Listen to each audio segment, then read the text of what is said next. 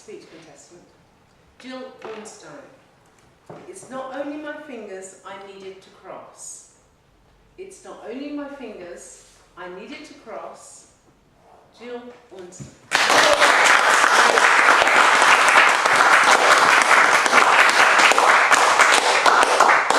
So Alan is a friend of mine, not a close friend, but a wealthy friend. And he said, oh, magic to my ears, he said, Jill, would you like to go in my plane and go on a trip to France, and we'll end up somewhere or the other and go to a chateau? Me? Plane? Yes, he had to keep up his act. Yes, yes, yes, I said. So we arranged a time. The only person I would know is my husband who's going with me, and the other people, I haven't got a clue. I thought, oh, plane, do I read Hello magazine? I see this plane before me. And we go to Luton, and I get out of the car, and I go to the plane, and I see these gorgeous ones. And there, in the middle, where I'm being pointed to, was this sort of, it looked as if it had shrunk in the wash. And that was the plane. In fact, you expected the World War I. And we got to the plane, and he said, right, get in. And I said, there. It's not like the plane when you go up the stairs, is it? So, in now. Ladies and gentlemen, I have to tell you, the layout of this plane was the pilot, Alan, and sitting next to him, some very close friend. Here in the back, where I was, 3 seats, and then facing were 3 seats, but knees absolutely close together, and they were close to me, and I don't know them except for my husband, who I know fairly well. And you know how, like in the cinema, you want to cross your legs? No, couldn't do that. And while we were there, so Alan suddenly went, and I thought, well, I know that, I don't know that. And what he was trying to do was saying, put the earphones on. So we put the earphones on, and he said, well, we'll be taking off, we've got a few things to do, but we'll be taking off soon, and we've got to be careful about clouds, because we can't go through clouds, we can only go over them. All right, so there we were. I'm not getting out of the plane, I'm still in it. So, suddenly, the plane starts to make a noise, and I thought, what is it? And it sounded like my cat being sick. It went, I thought, God, I think it is being sick. We had that for about half an hour, and then suddenly the plane started doing exercises. And that went on for another half an hour. And suddenly, because I took the earphones off because I didn't want my hair a mess, he was shouting and saying, we are going to take off, but only when there's room in between the bigger planes. So, funnily enough, when we did take off, which was 45 minutes later, and even when we were at a lower level than the big planes, I kept ducking. You know, it's going to go there. Well, there we are, and we're in the air.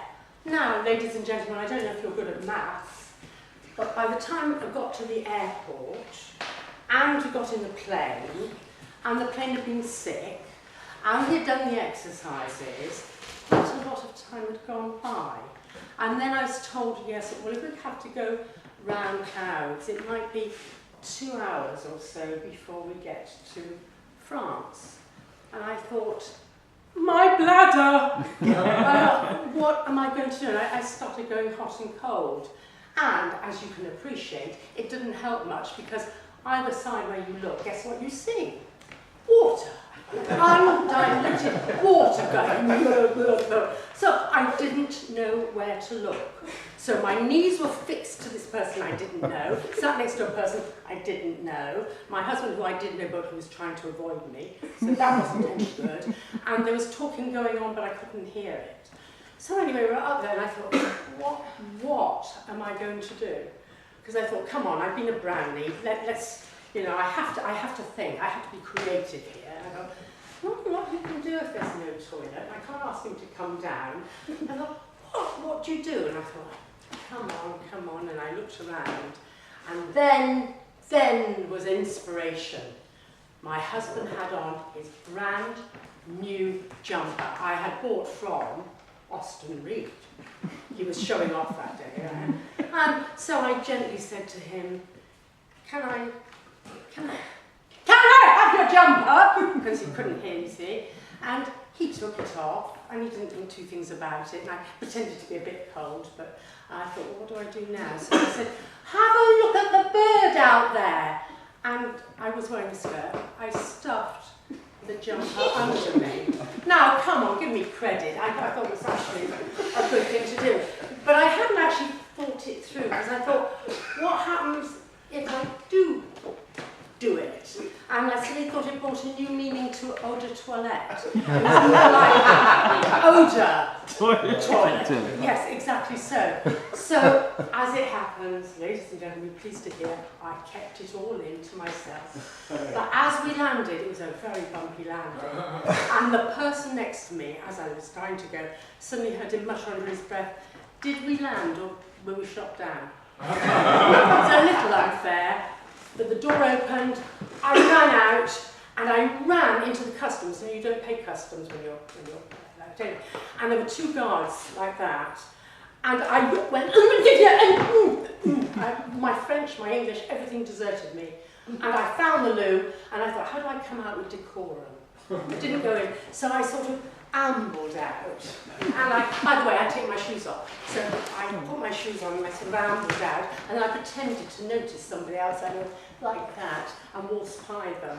And all I could hear them say was, English. English, which is true. Now, the rest of the day was spoilt. Why? Because I kept going to the toilet in advance, if you know what I mean, to say to myself, it was a really worrying day when it should be really lovely. And it really was an awful journey back, which I'd love to tell you about, but I've run out of time.